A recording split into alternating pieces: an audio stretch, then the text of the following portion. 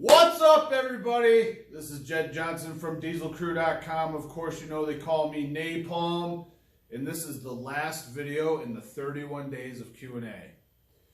I am so glad I started shooting these videos at like the end of October, beginning of November, because it was really hard to keep these going during the holiday period. And I'm recording this after 11 o'clock on the last day, because I did not have one in the can. What I'm talking about today is how you can maximize your training to be successful in 2025. Now, there's a few things I'm going to talk about as far as concepts. First off, to be successful, you have to have goals. You have to know what you want to accomplish. You can't just go into this new year thinking you're going to get better on 6 million different lifts. It ain't going to work. You need to set yourself goals. Like, I would suggest something like 5 goals to accomplish in the year. If you're working on too much stuff, it just becomes too hard to improve on everything, especially if we're talking about grip. And that's why a contest is only 3 to 5 different events. It's so you can budget your time across those events properly in order to see results. So whether you're training for a contest or feats or whatever the case may be, bringing up a certain discipline of grip, you gotta know where you want to get to. And of course, they have to be reasonable and logical. You can't, if you're just starting out and you just closed the #1 gripper the other day, you can't tell yourself that your goal by the end of the year is number 4. I'm sorry, that's not going to happen. The other thing is you have to track your training and be able to look back and see what you've done and build upon that. And your training requires constant adjustments. So you can't just say you're going to do 3 sets of 3 the whole year long. You've got to adjust that and change it up on occasion. Now, some other things, you got to look at your sleep, your nutrition, and your hydration. If you don't have these 3 things in line, then you're not going to be able to train maximally. The other thing I want to tell you guys is that I offer coaching and I offer programming. So I've been lifting for 25 plus years. I'm 46. So for longer than half of my life, I have been training. And I was lucky enough to get paired up with Jim Smith, Smitty, and he was able to set me off in the right direction right from the beginning. And since 2001, so for 23 out of those 25 years, I've been attending high-level educational seminars, clinics, expos, and things along those lines. So, like, I am not just some dude who did bro splits and stuff like that for 15 years, got somewhat big, and then decided to help other people. Like, I made this a major focal point of my life from the very beginning. So, 25 years of lifting experience, 20 plus years of grip training. There is nobody that is doing coaching and programming now in the world of grip that has been doing this for as long as me or longer, except for David Horn. One person, dude. One person. 10 plus years of actual coaching and programming within grip. So I first started doing programming for people in 2013 and been doing it ever since. I've always had at least one coaching client during that time. And I started thegripauthority.com, where almost every week for the first several months, I put up instructional content. I've been putting out ebooks and products since 2005. So I bring more experience than anybody else, and I would love to work with you. My email is jed.diesel@gmail.com, jedd.diesel@gmail.com. If you would like to discuss coaching, you should hit me up there. If you would like a 4-week program, all you have to do is go to my store and you can pick up a program there. I do encourage you to sign up for the coaching though, because the program is kind of set up all at once. And with the coaching, you get weekly adjustments. So I can see what you're doing and adjust things on the fly more readily. The other thing I want to throw out there is, on top of all of the experience I have in bodybuilding, strength training, powerlifting, grip, some arm wrestling, not much to speak of, is I have never used a performance enhancing drug in my life. No testosterone, no DECA, no Dianabol, nothing along those lines. I just started taking creatine. I talked about it earlier this month, my supplements. I just started taking creatine. I haven't taken protein in like 2 years. And never in my life have I taken a performance enhancing drug. I didn't take, what was that thing that Mark McGuire used to take? It used to be legal. And Andro, I think it was called. Now, I'll be 100% honest with you. My first week at college in 1997, when I was on the baseball team, there was a mandatory meeting that all of us had to go to. And it was in like a giant conference room. All the baseball players were there, softball players, field hockey, and football players were there. And there was a speaker, and he asked us all the question. This is 1997, and he says, if you could take steroids and you would know you never would get caught, would you take them? My hand shot right up, because at that time, the only thing that I cared about was performing well in baseball, reaching the major leagues. It became very apparent to me that I had absolutely no future in baseball. I only played 2 years. I was riddled with injuries. So I stopped after 2 years and went full-fledged 5 days a week into bodybuilding training because I wanted to be a pro wrestler.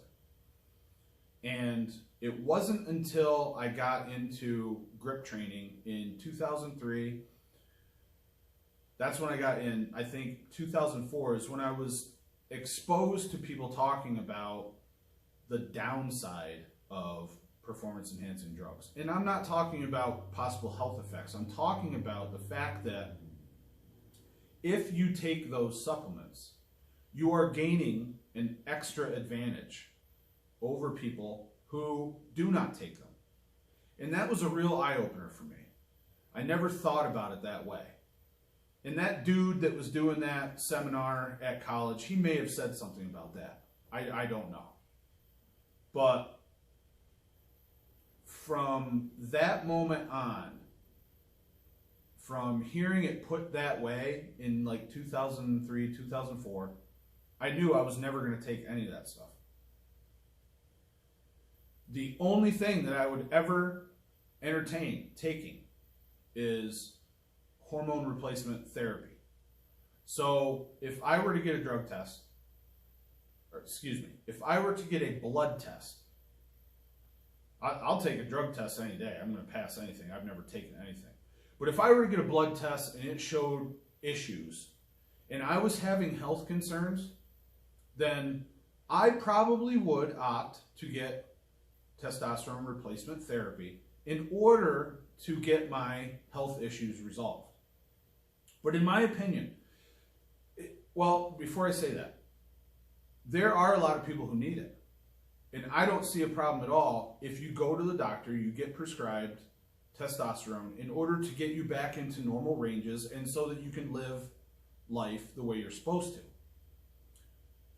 In my opinion, if you're doing anything beyond that, then you're gaining advantage that other people can't get. Now, if you just want to get jacked, you want to look good for the ladies, go ahead and do whatever you want to. I don't care. That's on you. But the moment you're in a competition aspect, then that's an advantage for you. And some people are not willing to take that step. So it's an unfair advantage. And there's people out there who, you know, the rumor mill is everywhere, and I'm connected. I know all kinds of people. I don't talk to everyone, but I don't have to, because word gets around. Now, the other day I put up a video where I did a inch dumbbell clean with my shirt off, and all of a sudden I must be taking stuff because of the way I look. That's the first video I put up with my shirt off in like 2 years, maybe longer. I've lost over 20 pounds this year. I've reworked my training program over the course of the last 2 years to optimize my strength, over the last year to optimize muscle building, because I am always researching. This shit is my life, and I'm always researching, and I'm always trying new things to see what works to improve my lifts. So it kind of sucks that someone would say that about me, but at the same time, it's more like affirmation that I'm doing a good job. So I really don't care. It's not going to bother me. It's just like, where the hell have you been that you haven't seen that I've taken all this weight off, bicep veins in both arms, stomach pretty much flat. Like, you couldn't tell that I was improving my physique until I took my shirt off. I mean, maybe the person just doesn't watch my videos, and that's fine, but why would you just assume that I was taking PEDs? Is it because you're taking PEDs and you know the changes that you've gone through? You might want to think about that. You know,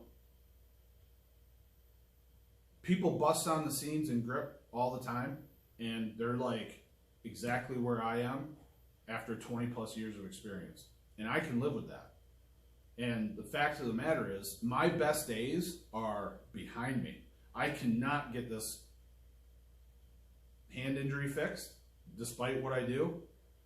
And I'm not going to get hand surgery so I can do grip. It's not going to happen. So my training, my performance is what it is. These days, I'm much more interested in growing the sport and helping people that love this perform better. So that's why I talk so much about coaching and my programming and things like that, because I want to help people and I want to provide them with the best information. And I all out refuse to go and get on testosterone unless I need it. And then any of the other things I will never take. But there's people that are taking them. There's people that have shared that information and it gets passed along. It's not like just because you think this person's a friend, they're not going to run their mouth. So I'm not going to bring up any names. These people know who they are. And before it was confirmed, it was suspected of them anyway. So you know going in, when you're facing these certain people in grip, that you're going up against a person who has an unfair advantage. I take pride in the fact that I've never gone that route, and thankfully I was never presented with an opportunity to get any of that stuff in college. I didn't have the money for it anyway. So I'm unscathed. I'm unadulterated as far as my record is concerned with PEDs. And this is the approach that I take. Now, I've worked with people that have taken them. They tell me right away. This one particular person who will remain nameless told me that he was on PEDs. I said, dude, I don't know a damn thing about that stuff. Didn't mean I wasn't going to work with him. I helped him gain as much as he could during the time that we worked together. And that's what I want to do with every single person. So if you're serious about training, you want to make 2025 your best year possible, then reach out. Hit me at an email.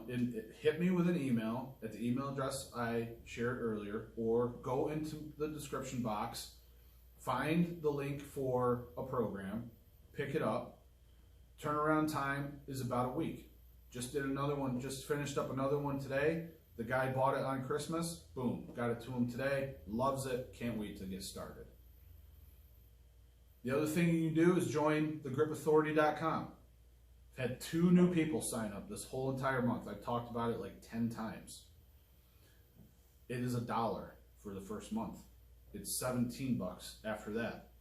And then there's other options where you can join by the year or lifetime and save a whole bunch of money that way. If you're serious about this, take the steps to get educated. But I would say make sure you're choosing someone to get that education that has the reputation of doing things the right way. Again, I don't have a problem competing against anybody. I don't care if they're on stuff or not. I will come in here for as long as I compete, and I will train my ass off that whole entire time. Injury be damned. I'll do whatever I can. I will never close another gripper left-handed until this somehow resolves. Cannot close a 54 rated gripper with my left hand, but I can clean the inch dumbbell. So there's plenty of events that I can work on. Is my performance going to be optimal? Probably not. I can live with that. I've had a great career in grip. So if I don't win another national championship, if I don't win another North American championship, if I don't compete well when a Worlds gets put together, so be it. I've had a great career. Nothing that I can look back on in a negative way. Feats, and by all means, the thing I'm thankful of the most is the people that I've watched grow in the sport. Jason Dingy, for instance, I worked with him for I think 2 years. He went from not knowing his ass from a hole in the ground to now he knows the difference between his ass and a hole in the ground. Just kidding. He's one of the absolute best in the sport. He does it all himself now. I like to think that he and I, our time together, set him in the right direction. And that's what I want to do with everybody that I work with. Work with them, give them 100% of my effort, help them along the way to get there, to get where they want to go. So if you want to make 2025 your best year ever, hit me up. I will get you going in the right direction. I will give you the information that you need to not only improve over the short term, but sooner or later you'll be able to say, thank you, Jed, I think I'm going to do it on my own now, and carry on just like you were with me, and start and continue to dominate contests just like Jason Dingy. All right, that's enough. Enough soapbox. Thanks for watching. Give it one of these. Subscribe if you haven't already. Questions in the comments below. All the best in your training.